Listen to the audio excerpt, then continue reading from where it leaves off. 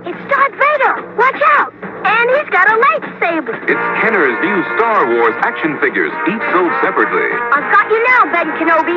With R2-D2 and C-3PO, there's even Chewbacca and Han Solo. Someone's coming, Chewie. Gonna get you my lightsaber. Or leave it in the box! Stormtroopers, attack! Or leave them in the box and never touch them! All your favorite Star Wars heroes and villains. I have Rey and Finn. I have 3 of each. 1 to display, 1 to open, and 1 just in case. Who manipulated the market for action figures and unwittingly lost billions by attempting to gain billions?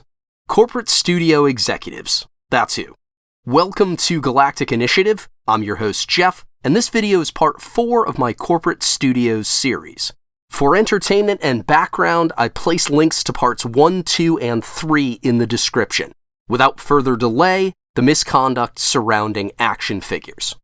In the US, over $2 billion were spent on action figures and accessories during 2021. The toy category ranks 7th, and boys constitute more than 80% of it. For context, outdoor and sports toys rank first. Dolls, a separate category, earned $3.75 billion with an even steeper slant towards girls last year. Looking back, Star Wars was the catalyst for the golden age of action figures, the late 70s to early 90s. No other era turned as many IP into successful toy lines and produced a comparable volume of films, shows, and comics as toy advertisements. G.I. Joe, the Transformers, He-Man, Ninja Turtles. You're no doubt familiar with the franchises whose values were based on their action figures. George Lucas's toy profit exceeded his box office revenue by a factor of at least 4. 10 years ago, Disney paid $4.05 billion for Lucas's studio, mainly for Star Wars merchandise. Many argue action figures aren't attractive or not as attractive in today's digital age.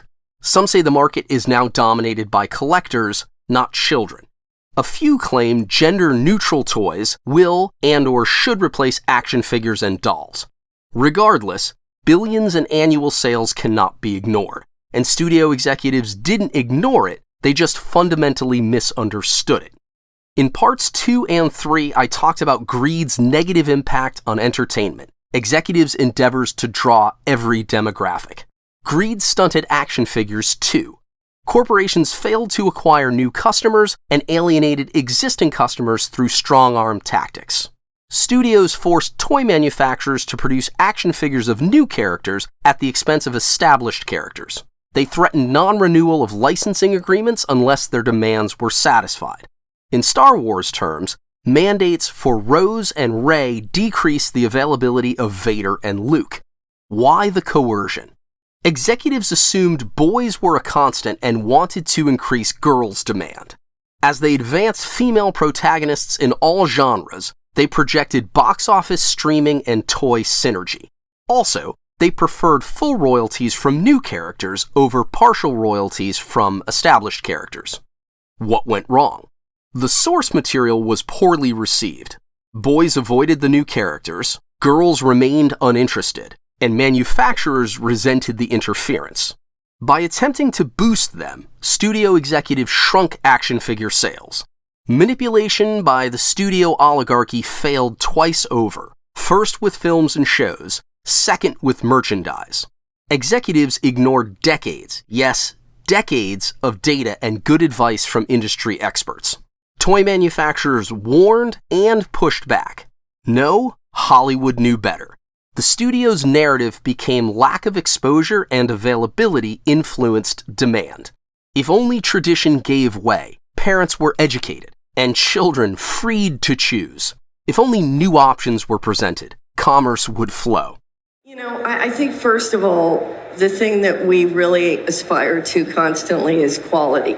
Whether we're creating games, publishing, or we're making television, or working on our movies. Can you go bigger? Is that important to kind of be on that scale? It's never about going bigger just to go bigger. Sometimes by the nature of the number of characters that you have in the toy box to then bring into the sandbox of the story, things can get bigger. But I don't want to single anything out because everything we talked about today, I think you're going to find each and every show and all the new characters we're introducing are just fantastic. So I couldn't be more excited. Well, Winston Churchill recommended, however beautiful the strategy, you should occasionally look at the results. Examine Hasbro's quarterly revenues and you'll notice a 2-year dip after The Last Jedi, which reveals opportunity cost, the missing profit from popular action figures that were not manufactured since Disney's new characters had priority.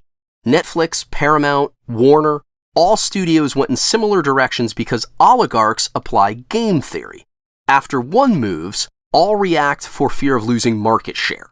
You'll spot similar trends in the auto industry. No one produces hybrids until everyone produces hybrids. In this case, mistakes multiplied and affected the multi-billion-dollar action figure market. Come on, Chewie.